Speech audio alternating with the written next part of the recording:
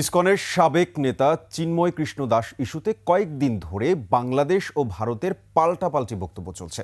এদিকে কলকাতায় ডেপুটি হাইকমিশনের সামনে বাংলাদেশের জাতীয় পতাকা ও প্রধান উপদেষ্টা অধ্যাপক মোহাম্মদ ইউনূসের কুশপুত্তলিকা পোড়ানোর তীব্র নিন্দা জানিয়েছে ঢাকা। অপরদিকে সংখ্যালঘুদের বিষয়ে বাংলাদেশ সরকারের কাছে উদ্বেগ জানিয়ে চিন্ময়ের ন্যায় বিচার আশা করছে দিল্লি। বিস্তারিত জানাচ্ছেন ওমর ফাহিম। ইসকনের সাবেক নেতা চিন্ময় কৃষ্ণ দাস গ্রেপ্তারকে কেন্দ্র করে কলকাতায় ডেপুটি হাইকমিশনের সামনে বাংলাদেশের জাতীয় পতাকা ও প্রধান উপদেষ্টা অধ্যাপক ডক্টর মোহাম্মদ ইউনূসের কুশপুত্তলিকা পোড়ানো দুঃখজনক উল্লেখ করে এর তীব্র নিন্দা জানিয়েছে বাংলাদেশ।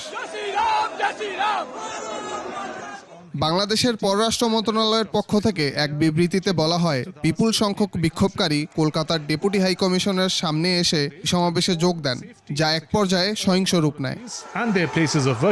এদিকে শুক্রবার ভারতের পার্লামেন্টের লোকসভায় বাংলাদেশ পরিস্থিতি নিয়ে লিখিত বিবৃতি দেন পররাষ্ট্রমন্ত্রী এস জয়শঙ্কর। বলেন, সংখ্যালঘুদের বিষয়ে বাংলাদেশ সরকারের কাছে উদ্বেগ জানিয়েছে দিল্লি। ঢাকায় নিযুক্ত ভারতীয় হাইকমিশনার বিষয়গুলো গভীরভাবে পর্যবেক্ষণ করছেন। অফার ওয়ালটন ফ্রিজ কিনে পেতে পারেন 20 লক্ষ টাকা, রয়েছে কোটি কোটি টাকার নিশ্চিত উপহার। এছাড়া ভারতের পররাষ্ট্র মন্ত্রণালয়ের মুখপাত্র রণধীর জয়সওয়াল সাপ্তাহিক ব্রিফিংয়ে বলেন, বাংলাদেশের সহিংসতা ও উস্কানির ঘটনা বাড়ছে। ইসকনের সাবেক নেতা চিন্ময় কৃষ্ণ দাসের স্বচ্ছ ও ন্যায় বিচার আশা করেন তিনি।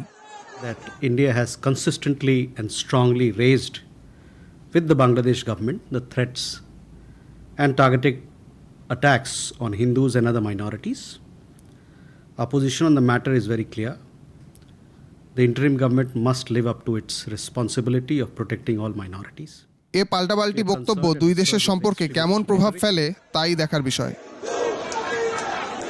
ওমর ফাহিম, 21 টেলিভিশন।